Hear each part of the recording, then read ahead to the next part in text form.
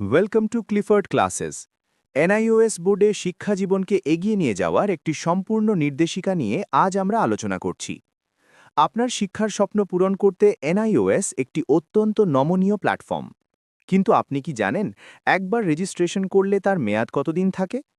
প্রতি বছর হাজার হাজার শিক্ষার্থী তাদের লক্ষ্য পূরণের জন্য এনআইওএস পরীক্ষায় বসে। পরীক্ষার ফলাফল যদি কোনো কারণে আশানুরূপ না হয় কিংবা আপনি পরীক্ষা দিতে না পারেন, তবে কি সব শেষ?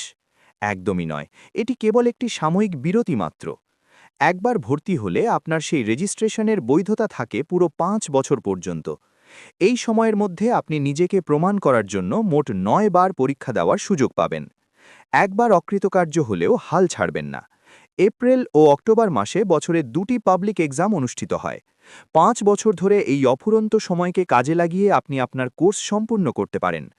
গত 5 বছরের মধ্যে এনআইওএসে ভর্তি হয়েও যারা পরীক্ষা দিতে পারেননি বা ফেল করার কারণে কোর্স শেষ করতে পারেননি, তাদের জন্য এটি সুবর্ণ সুযোগ।